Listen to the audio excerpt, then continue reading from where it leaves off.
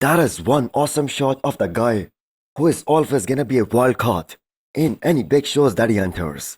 The Mona Lisa of bodybuilding. Andrew Jack looking very big and also very 3D at 10 weeks out of his fourth Mr. Olympia competition. So he's looking crazy strong in the gym. And this year might be very different for Andrew Jack because it is the first time in his pro career where he's skipping Texas Pro and the strategy of competing 8 weeks before the Olympia. That just never worked out for him in the past 3 years. And he always looked kind of burnt out when he stepped on the Olympia stage. But this time, he got his Olympia qualification at FIBA Germany, which happened in the month of April. So the trend with Andrew Jack was that he always showed up amazing at the Arnold and Texas Pro, and he always missed his mark at the Olympia level. So this is something that is the great Cedric McMillan, may he rest in peace. He always showed that similar trait.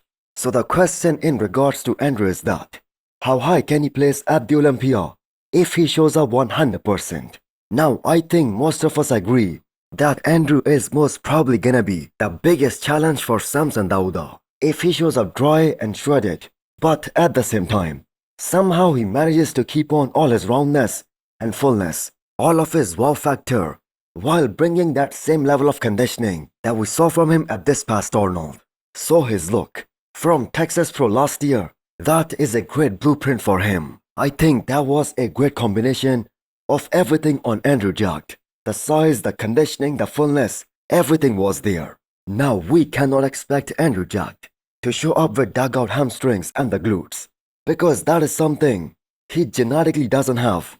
Or if he actually goes for that kind of conditioning and that kind of dryness, it's a very high likelihood that he is again gonna lose a lot of his pop and fullness and that wow factor that makes him great, which makes him such a unique looking physique on the stage. So that is probably never gonna happen. Now that being said, it has been an amazing offseason for Andrew Jack so far. And for surely this time there will be some improvements in his physique when he steps on the Olympia stage. And the reason I'm saying that is because the last time he skipped the Arnold and he went through a long off-season, that was back in 2024. He showed up at his all-time best in Texas Pro last year.